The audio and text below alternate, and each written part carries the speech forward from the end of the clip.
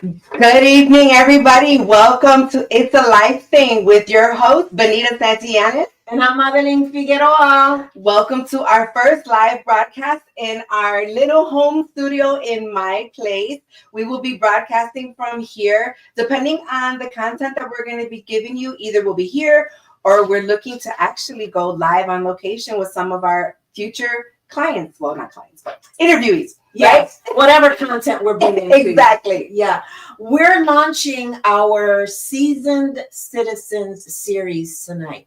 This series is going to be focusing on our elder generation and the fact that they experience some health issues just because they've been blessed with longevity. Yes, and this season is called Age is a Number, Wisdom a Treasure, and Everything is Possible. And we are going to highlight one of Chicago's finest, seasoned, sassy, I put in there, and sexy citizen, Hilda Frontany. That know their purpose and diligently pursue it, those that find a purpose and focus their efforts around it. But there are those that live their purpose daily and create a legacy. Hilda Frontany is one of those individuals. Hilda's parents, Leonor and Blanca Diaz, moved to Florida in 1949, where Leonor worked as a contracted farm worker. He later moved to Chicago in the 50s, butchering livestock at the Union Stockyard in the back of the Yards neighborhood, and worked for many years as a custodian. Blanca worked washing dishes and clothes in hotels. Together, they raised three sons who later all served in the U.S. military and their daughter, Hilda. The seed for helping others was planted by Hilda's mother, Blanca, as Blanca herself was a very active voice in the Latino community as it struggled to form organizations to serve the growing Spanish-speaking population. Eventually, Hilda found her way to her own causes, and by the 70s, Hilda was immersed in political and community organizing, co-founding several organizations over the years with causes that ranged from challenging institutions that kept Latinos from progressing and acquiring access to quality services to taking on the efforts that challenged the Chicago Police Department's hiring and promotional policies. Hilda has received over 40 honors for social and political activism and community service, such as being nominated for the Latino Affairs Leadership Award in the field of community organizing by the City of Chicago.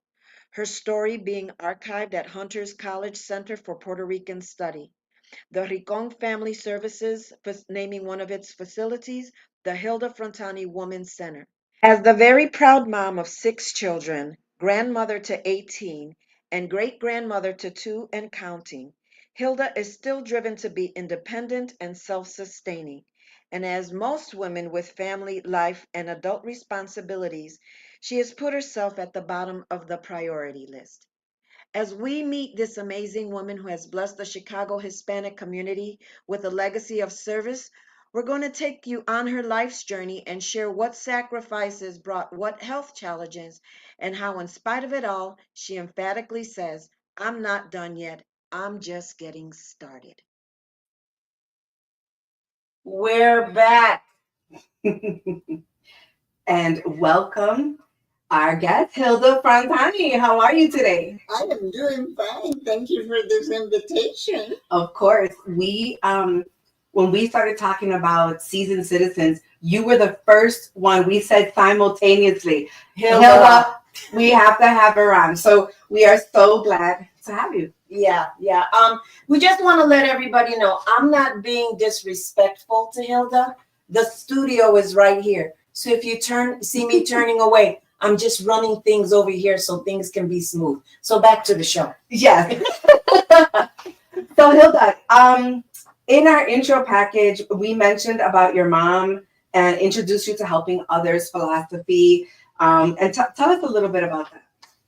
In terms of my growing up with my mom and my dad and the whole family, it was an amazing thing because when we first came to Chicago, we created a self-help community right there on State Street in Chicago Avenue. Yeah, I know that area over by Holy Name Cathedral. Holy Name Cathedral. That's the school where I went to.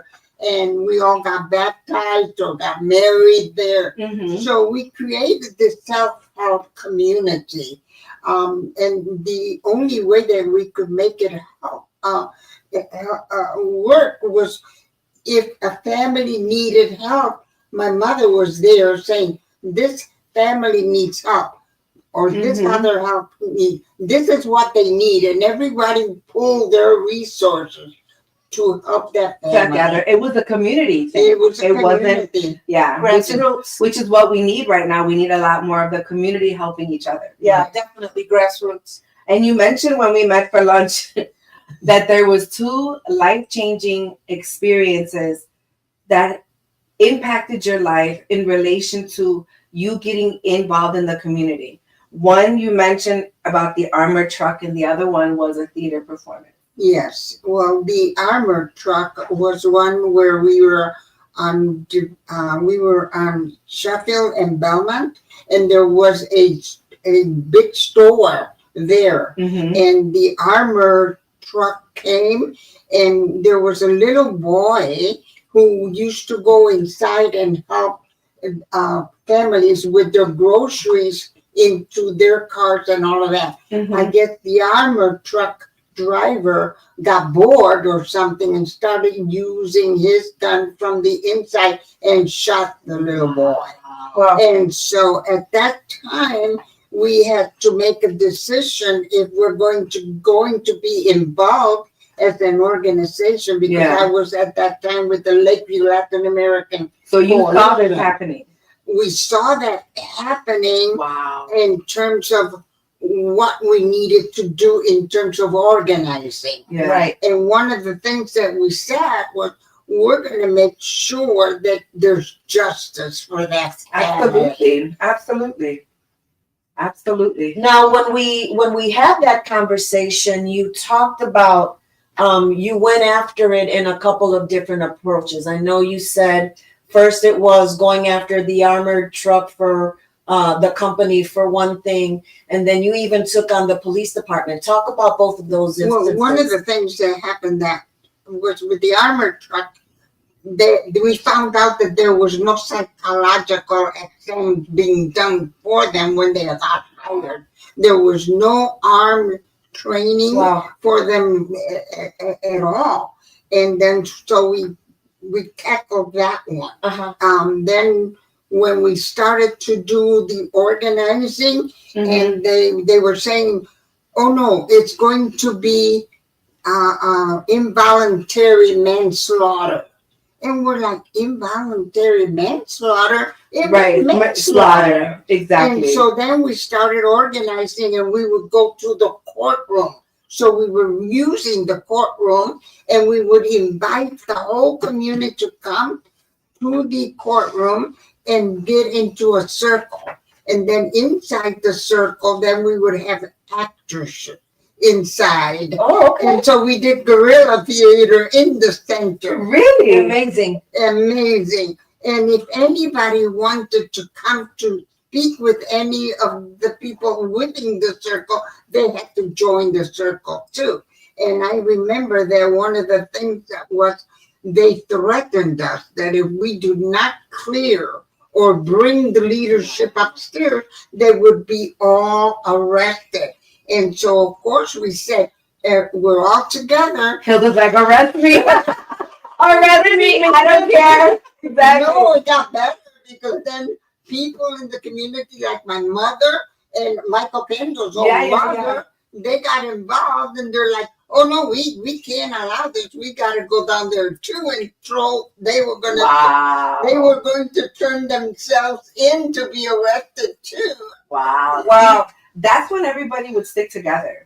Yeah. Was stuff back then. Yeah. Yeah. You went after the police department too. Well, with the police department, we decided to do a lawsuit because it was for making sure that the Chicago Police Department did promotions and hiring and promotions of Latinos in general and women.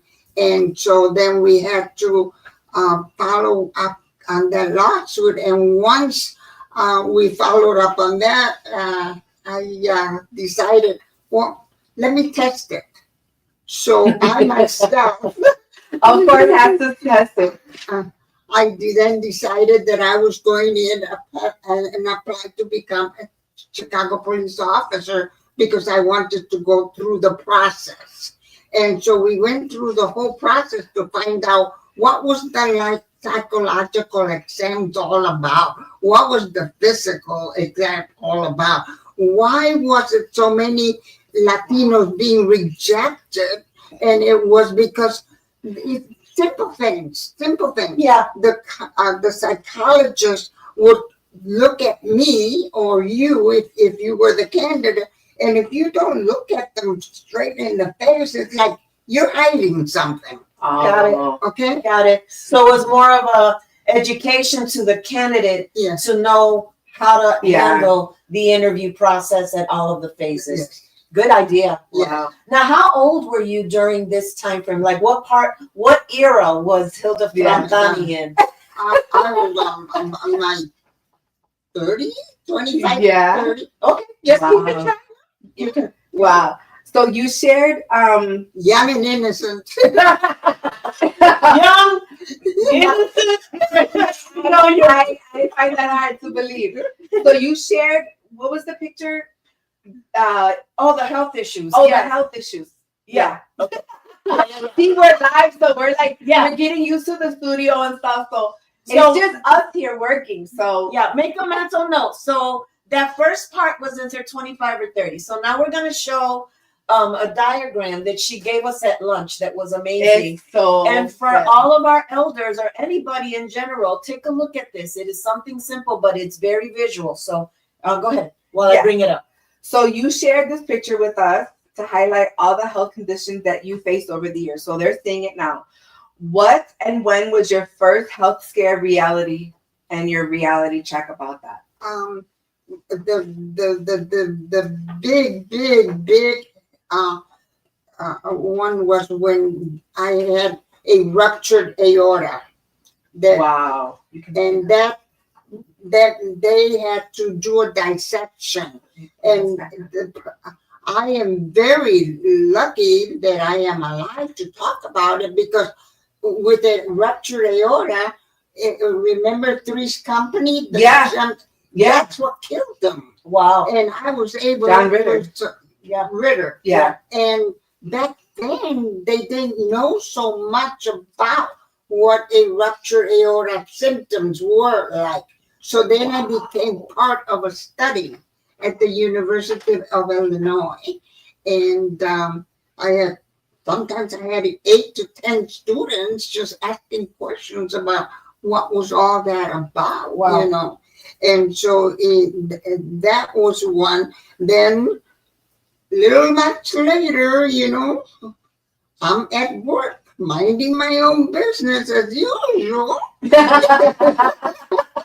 And I kind of started walking and I couldn't go further. And somebody said, "You need help." I'm like, "Yes, please." And it turns out that I had a leaky valve. But what were some of your symptoms though? At that time, I felt dizzy. And, Okay. yeah, I felt dizzy. And so, but the big worry was to be escorted out of the Illinois Department of Human Services. Wow. Well, but were they handsome? Oh, yeah. So that didn't make it too bad, right? Do you recall during the different scares that you had? I want to bring up the diagram again real quick. Hold on.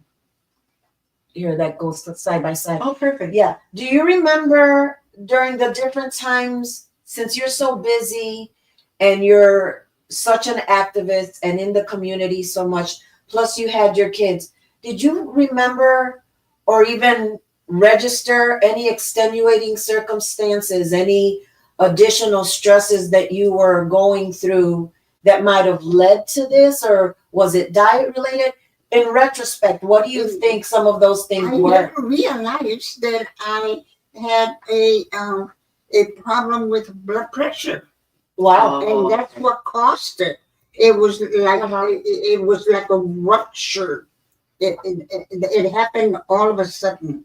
And how old were you for the ruptured aorta? I think I was 40 or so. Wow, young. Yeah, I was That- so young. That's severe at 40 years Yeah. old. Yes. And so that was in 2005 when my Yeah. aorta ruptured in Yeah. 2005, and I never realized that I had high blood pressure, Wow. and I had never gone anywhere where somebody said, "Hey, you know what? Why don't you slow down?" Yeah. You know? Yeah. So wait, you mean to tell me you've always been active? Yeah. Okay, that's Not Hilda. I Not know, Hilda. right? But even now, she's so active. For real. Now, we also know that you had a couple strokes. Yes. Let's talk about that, and let's ages, if you can remember. And one of the things that amazed me about that was what you took the initiative to do Yes. to recover from your stroke. So let's talk about those. One of the strokes that I had, the major one, was in 2014. And one of the things that happened that it was my 3-year-old granddaughter Mm-hmm. came upstairs from the basement at 3 in the morning. And she's the one that was my angel. And so at that moment, then I was able to elbow my downstairs to get the mommy, and then she realized that something was happening with me because I couldn't speak. Wow. And so the ambulance came and they took me to the nearest hospital. Once we were at the nearest hospital, everybody decided to show up, including Michael Candle. He's everywhere, but you know what? That's so good. Yeah, and he's always been active in a lot of things alongside you with that. Right. Yeah. Wow. And so while we were there, one of the things that was good was that my son sat in the back room, Yeah. and when people would come in, he would mouth their name to help me understand that's Miguel or Got it. Rafael. So you Even could speak though I in can pronounce it, you know. And then my daughters, Yvette and Lisette and Yolanda, they came up with this idea of pictures. Right. And so they went through all the pictures and they wrote the name of each individual that they suspected would come and visit. And so that I could now see, oh, that's who it is. This is who it is. This is who it is. Perfect. And so that was so helpful that somebody did that for me. Then when the hospital there decided they were going to send me home, they had never done any physical therapy, speech therapy, or nothing. They didn't give you any speech therapy? Nothing. They were going to send Wow. me home. They had never notified my primary doctor. And so then my daughter and my son took matters into their hand, and they called an ambulance, took me to the University of Illinois. So they And were then- your support system. Right. Wow. Well, here's Miss Kitty making her debut. Hello. You can't see her. She's down there, but she's my 24-year-old cat. She just finished eating dinner. You had to come talk with the girls, huh? She has an opinion herself, and she's gone. And she's gone. Uh-huh. And so that was good that my children took matters into their hand, because then I think for 3 weeks they kept me there. They gave me physical therapy, Right. speech therapy, and everything. And the good thing about a university hospital, okay, like Northwestern Yeah. or like Yeah. is that you learn as you go with the students alongside with you. Right. And Oh, so that's good. you also become, someone that can help them learn what they're going to eventually the residents. be. Yes, Yeah. the residents. Yeah. Yeah. And they became so helpful to me because they would come and they would do flashcards and everything Oh, to see, teach that's me. nice. I mean, I remember one instance that I said, "Oh my God, I saw the picture Mhm. and I knew what a cactus was. I couldn't say the word cactus. Wow. And I just broke down in tears. Wow. Yeah. Something that simple was just So frustrating. simple. Yes. Wow. What did you do? Because you talked to us about where you go inside. What was it? How did you Get through cope it. with those frustrations and any of those doubts of, will I ever recover 100%? Did those ever occur to you? And yes. Well, at home I have my own altar. Yes. Mhm. Okay. I have my own altar, and that my mom's there, my dad's there, my Mhm. husband there, Mhm. and so that's a place where there's tranquility, Yeah. etc. It's I can speak out loud and nobody judges me. There you go. We're always good. What a chorus. What a chorus. And then the fact that there's people in the community, like I'll give you an example. I was going to be working with the Misa Ibara. Yeah. Mhm. Because this is going to be my 17th year putting together the Misa Wow. Ibara. And just so everyone knows, what time of the year is it? This is every year we do it Labor weekend. Labor Day weekend. weekend. And it's on Division, yeah? Right on the mission. On Division Street, the Misa Jibara, or the I guess the country mass, but it's from from Puerto Rico. The Jibara is or the Jibaro is how we refer to our rural folks, our folks up in the mountains. And she puts together a beautiful mass, and it basically starts on one side of Division Street. And is it between the flags? Yes. I'm assuming. Yes. So just between Western and California, and it's basically a beautiful procession. And 17 years this year doing that. So I'm sorry. I wanted you to know. I didn't mean to interrupt. Yeah, But go ahead. So it was time to the Misa Ibra. I had just gotten out of the hospital with a stroke, right? I could We not. already know. I became a babbling idiot, kind of. And so my daughter was going to drive me to the museum so I could take the paperwork to Jose Lopez. Got it. So then he could, yeah. And so I stayed in the car. My daughter went inside to deliver the document because in order to get the priest to come from Puerto Rico, we had to give it to the Catholic Archdiocese, all these documents, right? And so she went inside. All of a sudden, I see my daughter coming to the car and Jose Lopez trotting right behind her. Good job, Jose. Right. And then you had asked her, "Where's your mom?" She's in the car. How come? Because she doesn't want anybody to see her. Yeah. And not be able to speak the way she mostly speaks, right? And so he comes over here and he's, "Tú tienes que hacer." And I'm like, "Excuse me?" He says, "Next week, you're coming to the Puerto Rican agenda. And you're going to be there and you'll be going to be speaking because this is not the Hilda that I know." Look at the reputation, but that's basically giving in Spanish is impulso, a push. Get better, because we know that you're still in there. Exactly. You're still in there. That's amazing. Yeah. Exactly. That's amazing. So after all of the stuff that you've had happen, the heart surgeries, the tubal ligation from the twins and the colon polyps and all your other hernia repairs. Exactly.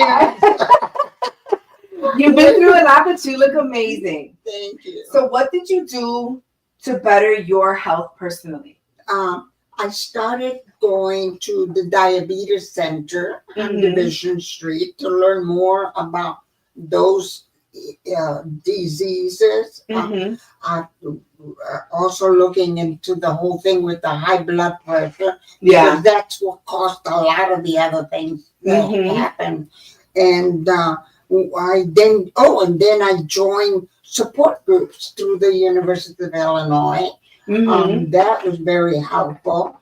And I encourage people who go through strokes or things like that to join those Yeah. support Well, groups. you said to us before when we went out to lunch a couple days ago, you said that you had an amazing doctor. That was the way that he treated you. Yes, Dr. Mark Potter. Uh-huh. When you have a doctor that takes the time to turn the computer around and say, "This is you," And teaches you. and I want you to understand that this is you, and this is what's happening with this, this, and that. You know that you've got somebody that really cares about your health. Absolutely. Yeah. Absolutely. Or he will say, "Oh, I don't need you to continue taking the iron pills. You can do substitution." And see, that's really important because a lot of doctors, they don't tell you the natural substitutions. Mhm. They actually tell you, "Oh, we'll take this medication, and then we'll put you on this statin, and we'll do this for you." And the more pills you take, then the more side effects, and then the more pills you have to take because of the side effects from the original pills. So yeah, so that's good that they were And teaching then you that. when he started talking about the pre-diabetic condition, we can help with you with that. Wow, You know, that's if a you're good willing doctor. to, then we can help. Did you ask a lot of questions? Oh yeah. Yeah. I Hilda not ask Well, questions. I think that a lot of people are not their own advocate. I was just You getting know what I ready mean? to say that. People are not their own advocate. When you and I had our things, we were very We're vocal with believing and looking for alternatives and challenging them. and exactly and asking why. Yeah. I'm always asking why. My mom will tell you, she's always asking why. Why? And as someone who's been a 15-year cancer thriver, Yes. I get it. They went to school to learn what they learned, but they don't know you. Right. So it's really important that you advocate for yourself because you know Absolutely. your body. Absolutely. And Hilda, I'm pretty sure that if you were feeling a certain way, you would describe it to them so that they understand, or you're trying to get them inside of your body so that they can do the right things. And don't always accept the pill. Exactly. Don't always accept the pill. Yeah. But you know, some of the things that have happened, like recently, Mm-hmm. Yeah. I wasn't feeling well, and I called my daughter, and she was up in Milwaukee. I said, "So leave her be." Called Sonia Sanchez, and she was doing something else. And then I said, "Oh, I'll call a Lyft." You could call us. Yeah, I just told you. Either one of us. We're coming to come get you. Listen to this. She called a Lyft, but listen. Yeah. Go ahead. So I get into the We Lyft. should give you papa. You like 2 of us to come and get you. And so I called the Lyft, and I said to the driver, I said, "Can you keep an eye on me back here? I'm not feeling well, and you're taking me to urgent care." Yeah. And so once I get there, you know, you feel Better. better. Yeah. And that's the day that they decided they were going to keep me there because they discovered that I had influenza. And your oxygen was low, right? Yes. That's why I decided, no, I'm not going nowhere because I'm not breathing well. Once you notice that your body changed drastically, Yeah. then you need to take action like I had to do. Yeah. Yeah. Didn't your grandson get you a gadget? Yes. Show them the gadget. So, she has a great support system with her family. Yes, absolutely. She has grandkids and her kids are all around her. But she showed it me today. So this is an oximeter. An oximeter. Oximeter. Yeah. And you stick your finger in there, and it reads your oxygen all. It's a That's good good. thing to have, especially if you're Mhm. older, and as you get older, you have circulation problems. Yeah. And that's literally the oxygen level in your system is an early indicator of Absolutely. other problems. So I tell people, wait a minute, my makeup thing is when you get older too, you cannot read your pill bottles, right? Oh my So God. how can you medicate yourself? You cannot read the That's- instructions. That's good though. Does it have it has a light too, right? It's a magnifying glass, y'all. Yeah. Yeah. And with a light. And it's a pretty color. It's Uh-huh. amazing. Okay. Oh my goodness. With you have taken classes about the high cholesterol and eating better and walking groups. Talk about the things that you do to stay fit, because quite frankly, Yes. she's a beast. Well, She looks amazing. It's one that is drives my kids Uh-huh. nuts when I disappear on them because at whim I want to take a walk. Yeah. You know, and so they decided they were going to do something about that. So they put a 360 on me now. A Life 360. What's that? Oh, the necklace thing. No, that's the app. It's the app that Oh, for her tracks phone. and it tracks you wherever you are. So they low jacked you. Yeah. So Pretty now, much. They low jacked her. yeah, But that's good though. yeah. That's a good thing. So they did to me that, but because I would disappear on them, but Be like, where's Hilda? There she is yeah, at the grocery store.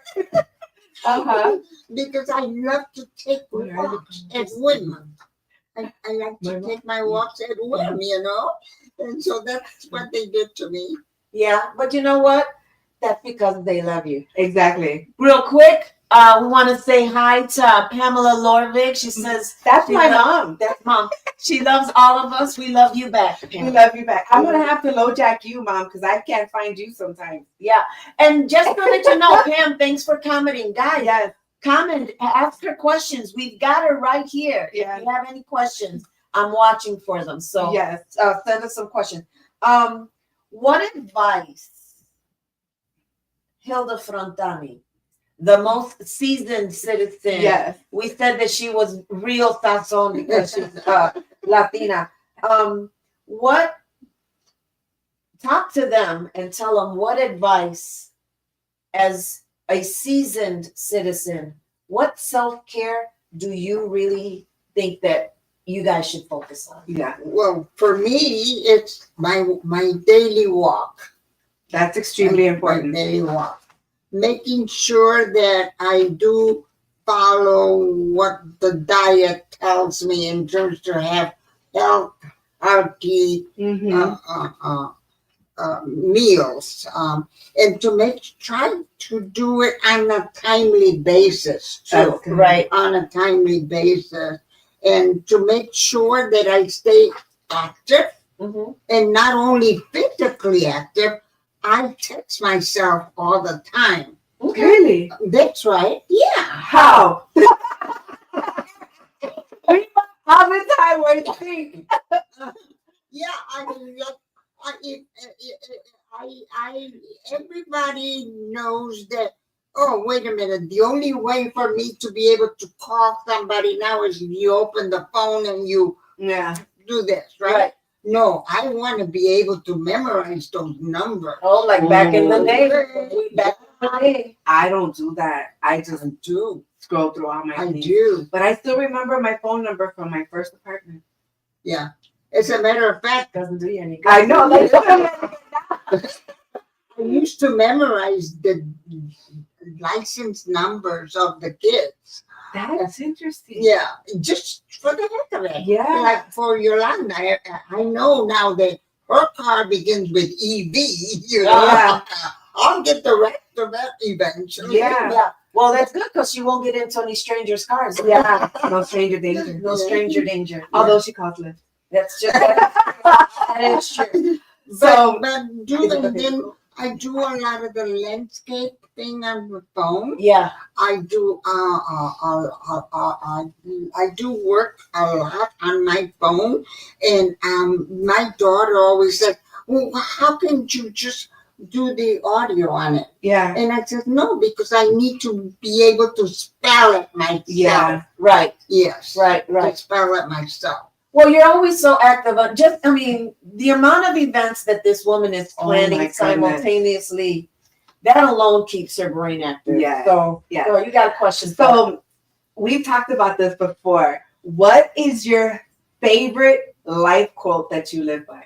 I have one favorite one that, oh, the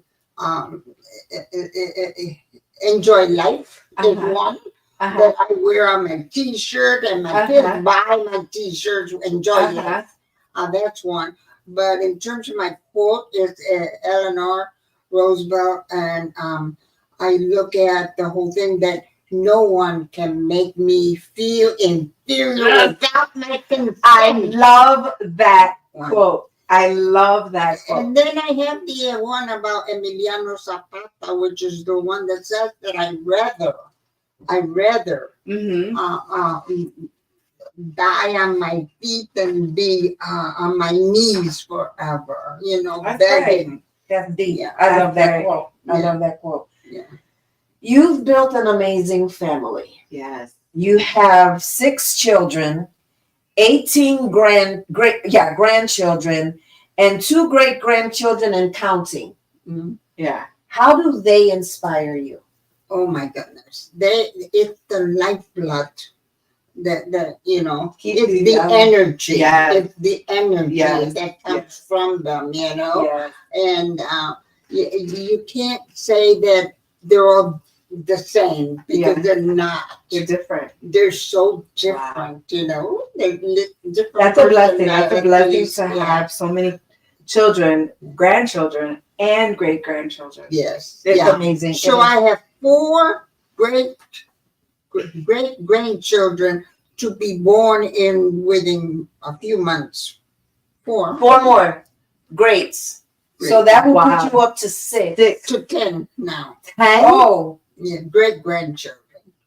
what a blessing to see that many generations. Yeah. Yes. They need to take lots of pictures with Yeah. you. Yes. Real pictures, not on the phone, but like the photo album. Yeah, Yeah. yeah, create them. Yes. Yeah. So, you know, we can be sneaky too. Yes. We actually reached out to 2 of your children. Oh my goodness. Yes, we did. Yeah. Not Louis. Yes. Well, later. Sazon. Yes. We reached out to Yvette. Here's what Yvette had to say. Hi, Yvette. What inspires you about your mom? Oh my God, so many things, but one of the things that inspires me about my mom is how independent she is. And she's always been like that. She's not codependent in any way. She is one of those women that's, I mean, even till this day, she's 81 years old and she's taking the bus, or They can hear we're it, lifting but anywhere we're not going to be she able to is hear it. able We'll show it to you know, later. help someone, or just Yeah. you know, go out and party and that kind of stuff. Just being a strong woman that doesn't depend on anybody for anything. Amazing. What was a special moment with you where your mom touched your heart or impacted your life? Oof. When was the special moment that your mother touched your heart? It's okay. Breathe out.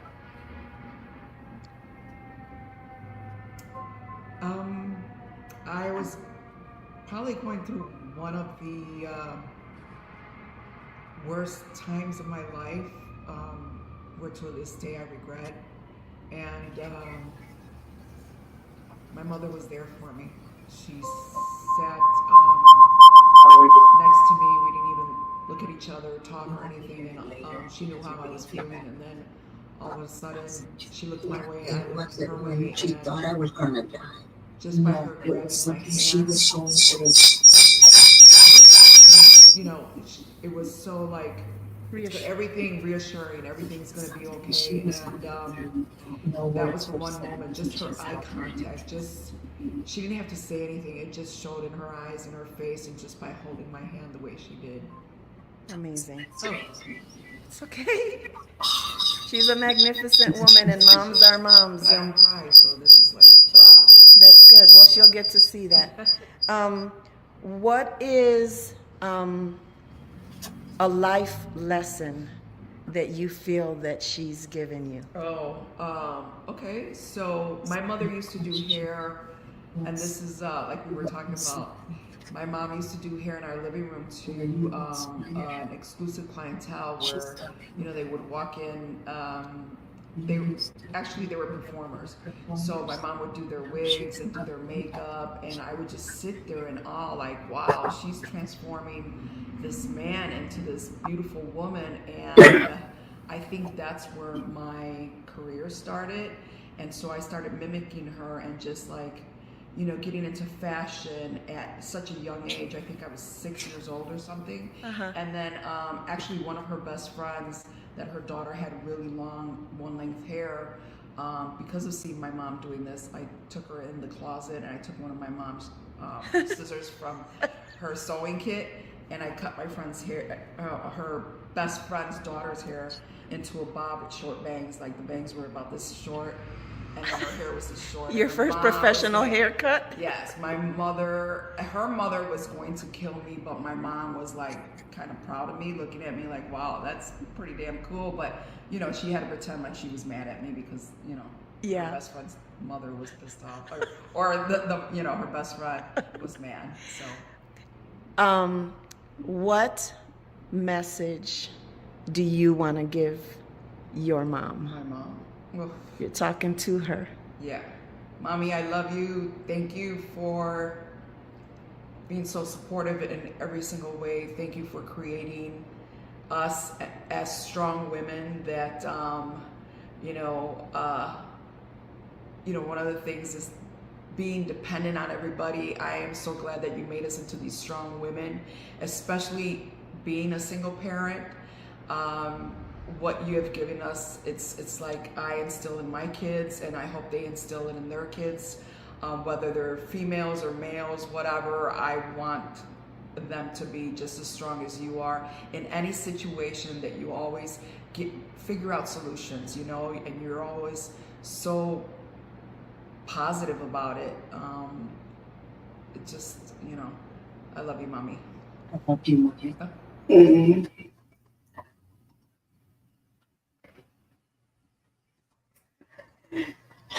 She couldn't hear it all the way, because we have feedback over here. But the first question that we asked her was, what inspires her about you? And it was your independence, how you Uber, Lyft, and don't count on anybody. The second one was a time that something that inspired her about you, or that you inspired her, and she talked about a friend's daughter's hair that she cut. she can barely hold it together, guys. But at the end, she talked about how Ellen Johnson. Oh wow, she put the name out there, Yvette. So do you remember that moment? What was? How were you like really feeling? Were you inside high-fiving Yvette? Well, she wanted to practice to be a musician, so she found the kids across the street. Oh my goodness! Oh my goodness! So what were some of the other things how does your daughter inspire you? They inspire me because they're independent. Yeah, well, they learn it from their mom. Yeah, and they're quick thinkers, and my Yvette, she don't take no shit from nobody. That's the Hilda we know. Says it like it is. And you know what? That's so good, though. Yeah. I wonder who she got that from. No idea. Yeah, no And idea. then when I got very involved with the LGBTQ community, why are you doing that? Mhm. She questions everything, Yeah. which is good. Yeah, absolutely. Yeah. Yeah. Wow. Yeah. So, Go ahead. so we reached out also to Sangano, to Louis, AKA her son her son Louis. Louis, and this is what he wanted to ask. Their questions. Oh, you got the question. No, they're on there. Where? Right here. Where it says Louis wants to know. Oh, yeah. Other than him, What person, not a family or relative, had a large impact on your life?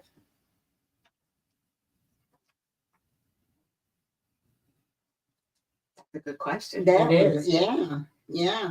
I think in terms of it was my mother who had the biggest impact on my life.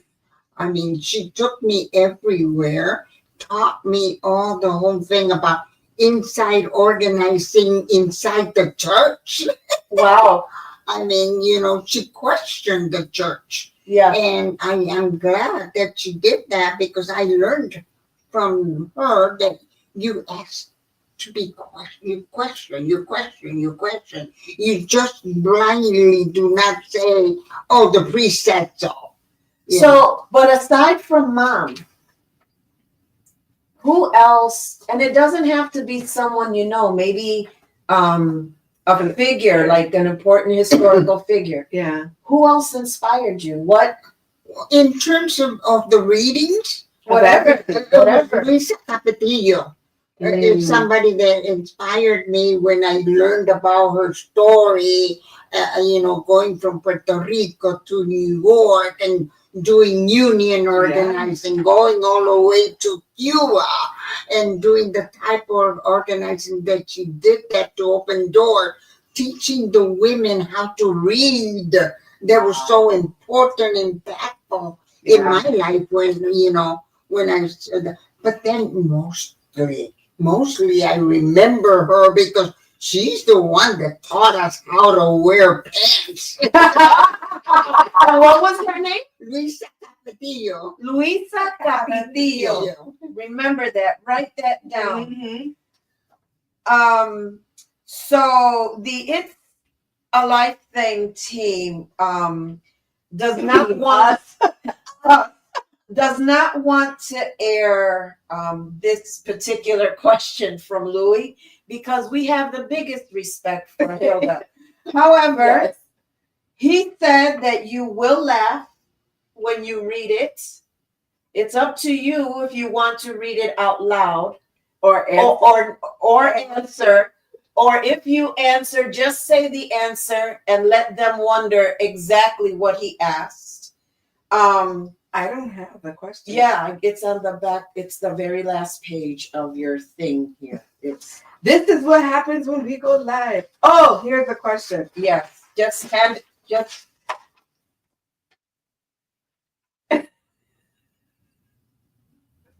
Oh, you don't have to answer. no, dear Louis.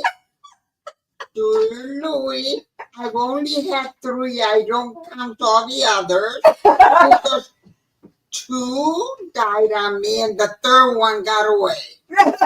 There you go. That's the answer. That's what you get, Louis. And the last. Go ahead on the last question. Oh, you got it. Yeah. Per Louis. Wait. Where's it? Okay. Oh, other than him, Mr. Sangano, who's your favorite child? Who's your other favorite child? Well, he thinks he's the favorite. He thinks that he's going to inherit everything. Oh my God. But he doesn't. He reminds me all the time not to use his money. There you go. Because he wants me to inherit it for him. Oh, okay. So he will never get that answer. Oh my God, that is too funny. There's your responses. Yeah, it's 10. We got 10. We're gonna talk about Nacopro. Oh, Yes. Copro, yeah. So as one of Go the ahead. so as one of the many roles that you take on, literally the woman has so many. What is the current role that you have with Nacopro's I got it. Northern Illinois chapter? Yes. One of the things that I do with Nacopro is that every year I enjoy coordinating the Women's History Month. Okay. And we titled it Her Story. Yes. And we look for remarkable women in the community that we can highlight their story. Okay. And so this year we have Benita Santillanes Yep. being highlighted.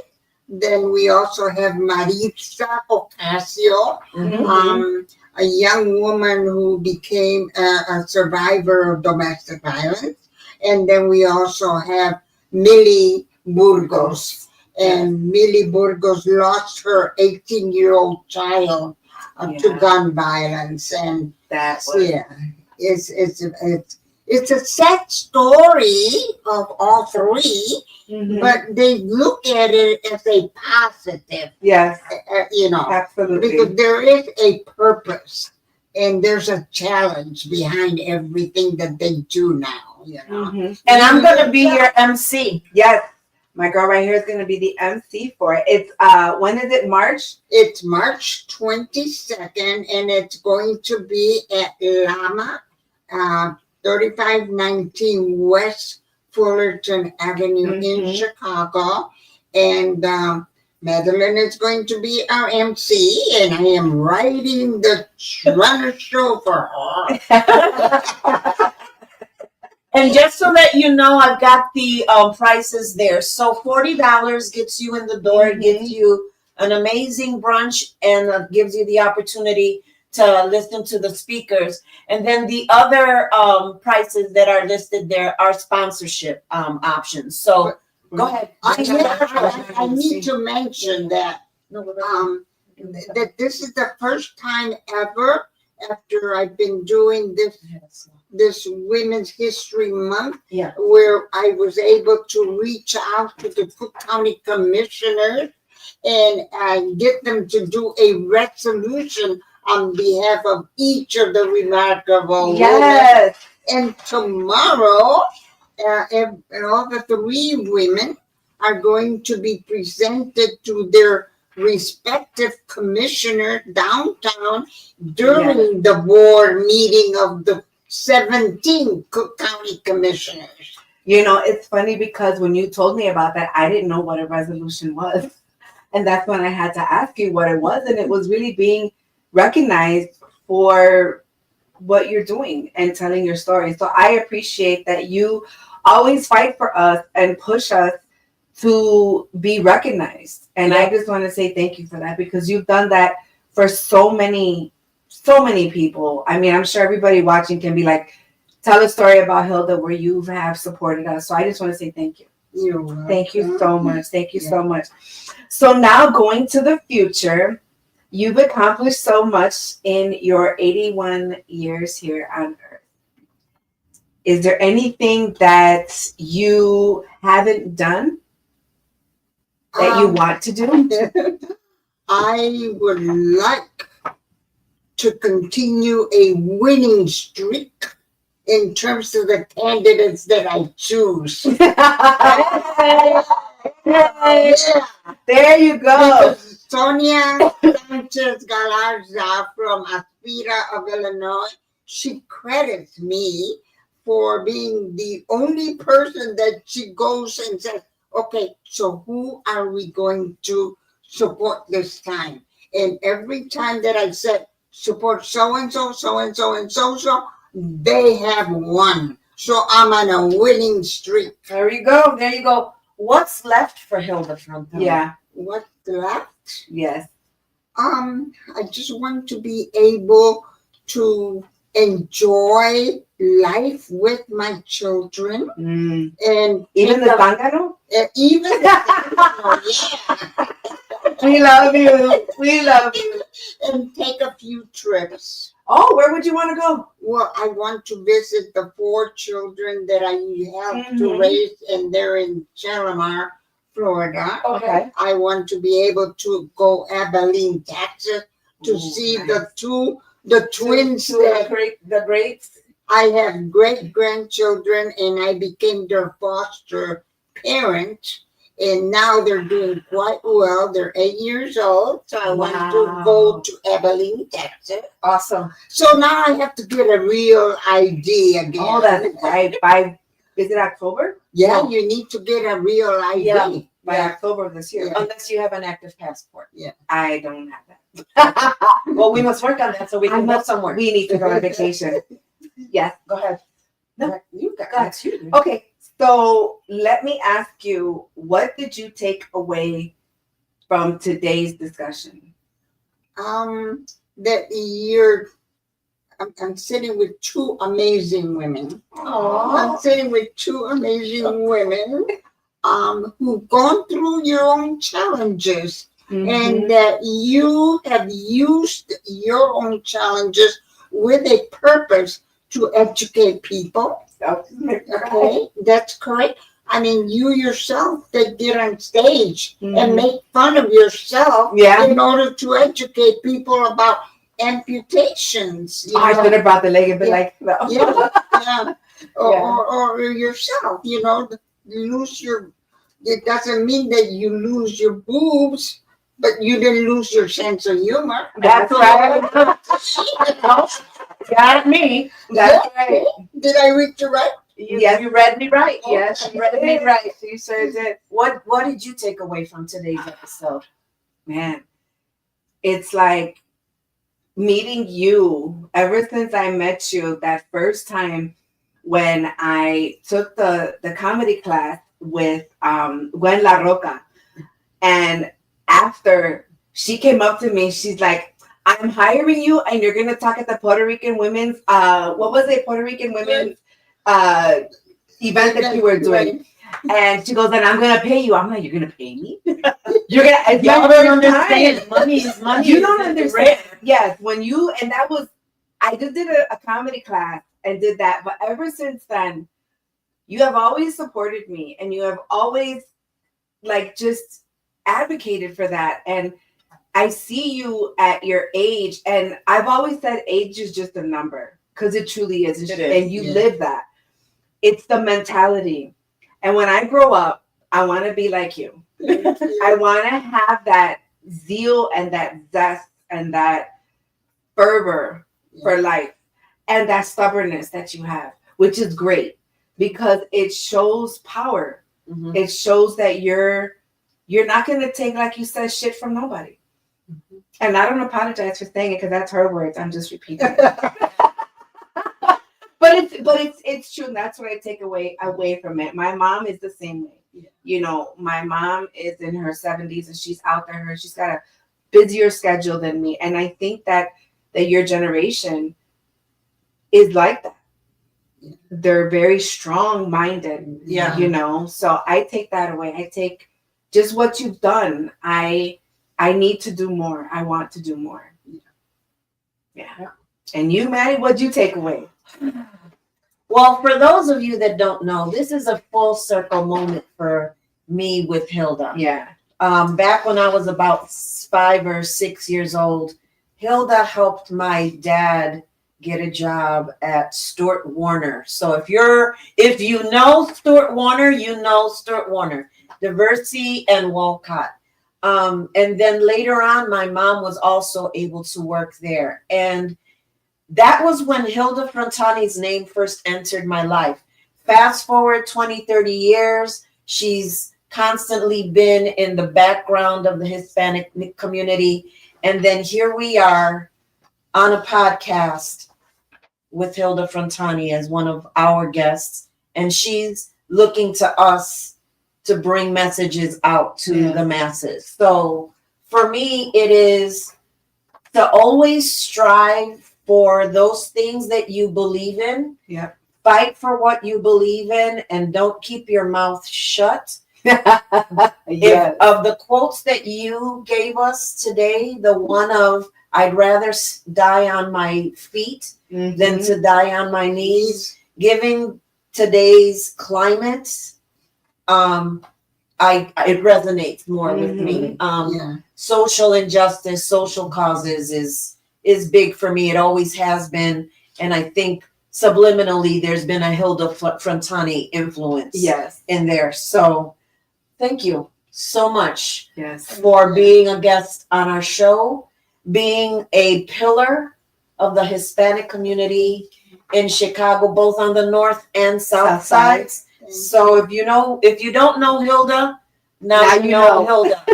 And later on, I'll be making sure that her actual bio is available to everyone because, quite frankly, it is extensive. Thank you to all of you who listened tonight. Those of you that participated, we appreciate that. And we look forward to seeing you guys again. Remember, reach out to us, give us feedback. We love to hear from you. And yeah, we're going to be doing more interviews probably from this location and others as well. But I just want to acknowledge my girl here, Madeline Figueroa, my bestie, because she has put all this stuff together. I am not technically inclined. She worked her butt off to put everything together. She did everything on the screen that you saw of Hilda. She wrote the documentary part. She did everything. And I just want to say thank you. You're welcome. I love you with all my heart. Love you I back. thank you, Hilda, for being here. And this is not the last time. We should have it for our girl talk. We should. We're gonna do a girl We got an talk. idea. We'll be back. We'll be back. We're gonna do a girl talk about everything and everything, and we want you to come. And you want me to talk about what Louis, my son, wanted? Something similar, but not we exactly. won't need to go into details. We won't go into details, but it'll be like just relationships and life and about being a woman, and it'll be good because it'll be different generations. And stuff. So anyway, thank you guys so much for joining us tonight. We bless you. We thank you. We love you. And we will see you next month, the second Wednesday of the month, right here. This channel, this time, 8 p.m. Central Standard Time. We love you guys. Have a good night. We'll be waiting for you. Yes. Thank you for watching It's a Life Thing, Bridging Pain to Purpose. We're your hosts, Benita Santillanes and Madeline Figueroa. Contact us at ialt.p2p@gmail.com. Don't forget to like, follow, share, and subscribe to our YouTube channel and Instagram at It's a Life Thing. Mark your calendars for Wednesday, April 9th from 8 to 9 p.m. Central, where we'll be introducing you to another beautiful soul, listening to their story, and understanding how they bridge their pain to purpose. We'll be waiting for you.